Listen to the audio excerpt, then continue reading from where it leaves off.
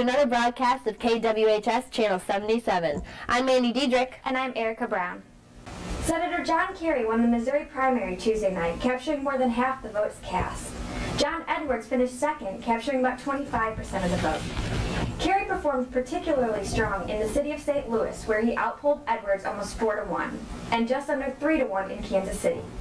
Election officials were concerned about the poor statewide turnout to vote, which appeared to be lower than the prediction of 23%.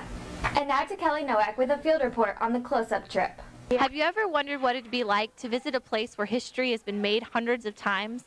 From January 11th to the 17th, 15 West students visited Washington, D.C. as part of the Close-Up Foundation. I talked to senior Ryan Whittington about his experience on the trip. My experience in Close-Up was a very positive one. I learned lots of new stuff, such as, well, first off, that I'm a liberal, hardcore, and I saw lots of memorials and monuments and stuff. That was really cool. We went to awesome seminars where, people from the actual government talked to us, so I felt really close to our representatives and senators and stuff. And I met lots of cool new people from Arkansas and California and Louisiana. And every night we did workshops, which is where we learned more stuff about the government. And all in all, it was a really great trip.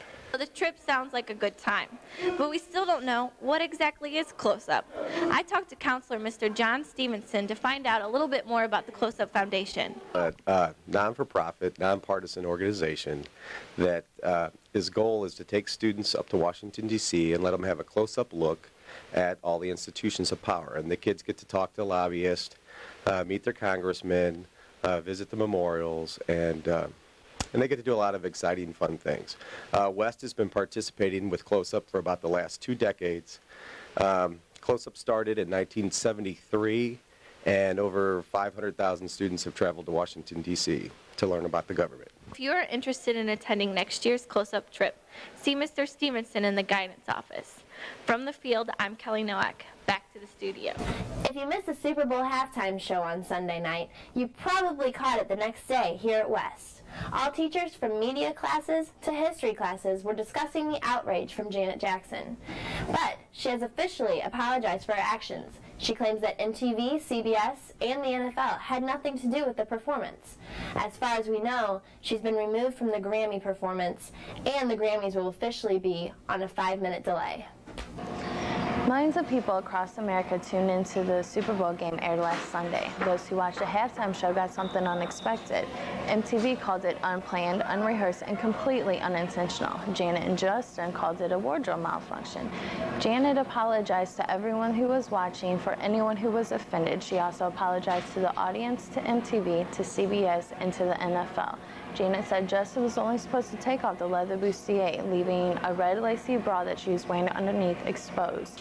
She said that she made this decision after the final rehearsal. Now MTV is to get the blame for Janet's accident and may not be able to do another halftime show again. MTV was producing it, so MTV was MTV. In my eyes, I didn't think there was really a problem with it. I mean, it's just like MTV today, you know. People see that stuff every day on TV besides the Janet Jackson part, which I thought was, a little bit inappropriate for little kids and stuff. But, I mean, on all the reviews and stuff, they blurred out, so. And now to Laura and Shay with Finally Friday. It's finally Friday. And if you're looking for something to do this weekend, why not take in a concert? There are a lot of good concerts coming in February and in March, like Ludacris, Puddle of Mud, Better Than Ezra, and it's all going down at the Pageant, the latest concert venue in the Loop. Now, here's Laura and I as we get a behind-the-scenes look at the pageant. Hi everyone, we're down here at the pageant to check out some upcoming concerts down at the Loop. With so many good concerts like A Simple Plan, Ludacris, and Puddle of Mud, we thought we'd give you a tour of the venue where it's all going down. Let's take a look. We got a chance to go backstage and check out the green room and dressing room of the performers. We also got an exclusive look at the balcony in the VIP area, which is strictly 21 and older. We talked to the PR manager, Gina Shanks, as she explains how they are able to accommodate so many different age groups, appeal to people who like different genres of music, and what sets the pageant apart from other venues. We have so many people. We have Puddle of Mud coming. We've had Goldfinger. We've had Gosh, there's so many. I mean, most of the bands that play here are somewhere in the middle. They're on their way up to being, you know, really, really great, or they're already up there and they're kind of just hovering. Like I said, like a Dolly Parton or a Willie Nelson, or, you know, gosh, we've had Carrot Top. You know, he's pretty famous. So it's just such a mix. It's hard to say who's our most famous. We don't charge you to park your car. We think that, you know, brings in teenagers. Plus, you know, a lot of the music that we provide, the shows that we have, are geared towards, you know, interests of teenagers. So I think that kind of sets us, you know, a little bit apart from other clubs. We do everything. I mean, we have, you know, comedy shows. We have all sorts of different genres. But outside of that, we do private rentals. We, you know, like corporate parties. They'll have corporate parties here, or meetings, or just all sorts of different things that people might rent. We even had a wedding reception here one time. So, you know, pretty much anything is open. Right now, we're up in the balcony, where you won't be able to get again until you're 21 years or older. Usually, when teens our age come to the pageant, they are separated down in the lower areas to the right side of the stage, and in the dance floor too, so we can be near all the awesome performers. All these seats around here, around us, are reserved seating, and they have general seating around us. So with awesome seating, a wonderful decor, and great bands, I definitely give the pageant 5 paws. I agree. I give it about 4.5 paws. I think that it really does represent the Loop's really diverse sense of style.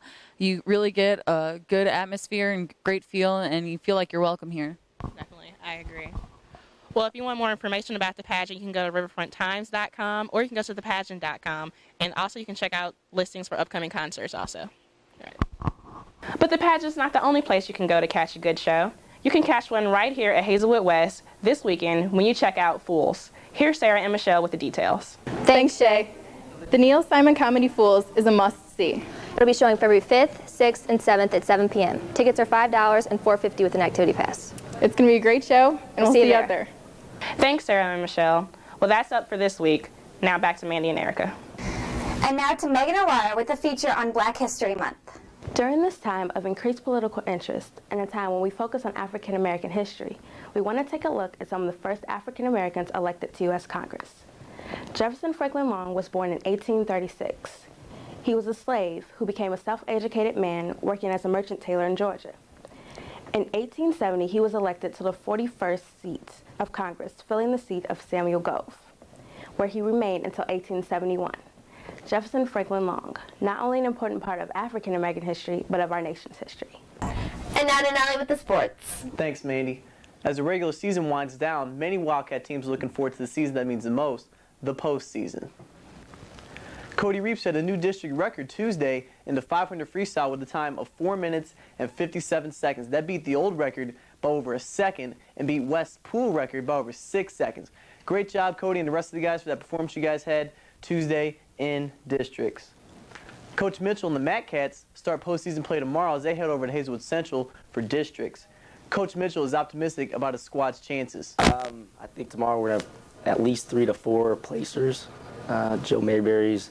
Last night we had our seeding meeting, so Joey, Adam Lunn, and Eric Arson were the only 3 to get seeded in our district, so hopefully we get all 3 of them through and hopefully pull maybe a couple kids that weren't predicted to do anything through the sectional tournament.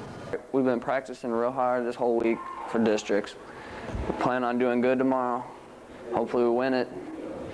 And I plan on going to state and winning that too. Now if you want to get out and support the team, they're at Hazelwood Central tomorrow morning, districts. So if you're going to go check out the wrestling team, go out and check them out. They're going to get some pins and wins. The varsity hockey team wraps up their regular season tonight at North County. They play Zumwalt North tonight, North County, 9:30. And the team's hoping to pick up a win and gain some momentum heading into the Challenge Cup. Yeah, we got a game tonight. Is actually our first playoff game against Fort Zumwalt North. It's at 9:30 at North County Ice Rink. I'm hurt right now, but we got a key core of players. Dave Caney, Kyle Mueller, Andy Janish, and Chris Harsey really are looking to lead the way and definitely pick up the slack and that I kind of left behind. But I know they can win, and hopefully we can see a lot of people there tonight and move on to the next round. Again, the guys play Fort Zumwalt North tonight at 9:30 at North County, so want to check out the guys' last home game of the year? Tonight's your chance to do it. The varsity boys basketball team has a home game tonight against Normandy at 7 o'clock down in the gym. So you want to go out and check out one of the boys basketball team's last home games? Here's a chance to do it. The varsity girls basketball team just keeps on rolling along as they picked up their 17th win of the year and 6th in a row as they beat Parkway Central Tuesday night by a score of 44-31. They have a game tonight at Normandy at 7 o'clock, and they have what will probably be their biggest game of the year, Tuesday night against those disliked Hogs from Hazelwood Central. But the girls aren't letting it get to them too much. Central's a good team, but we just gonna go out and play like we play every game. Of course, everyone works hard every game, so it's just gonna be the same thing this game. It's just Central. I mean, they're tough, but I think we can handle them. We're still working hard in practice. I mean, doing the same things, working on shooting, dribbling, everything, so we can beat Central. Defense is the key. Hey, the game is on our floor Tuesday night, 6:30. I want to see everybody and their little baby's cousin down there getting hype against those Hawks from Hazelwood Central, because you know how we get down when we play those Hawks, man. Everybody's to get out there, check that game out. That's pretty much all I got. Back to you, Manny. Thanks for tuning in to another broadcast of Channel 77. See you next week. With music by our side to break the color lines. Let's work together to improve our way of life. Join voices and protest to social injustice. It's too late. Nothing lasts forever. I'm sorry, I can't be perfect. I was afraid. I admit I was petrified. Kept thinking I could never live without you by my side. But then I spent so many nights just thinking how you've done me wrong. And I grew strong. And I learned how to get along. And now you're back from outer space. Bad. That was bad. Give us a. Okay. Thanks, Shay. Michelle, she did 1, 2, 3. That means you go.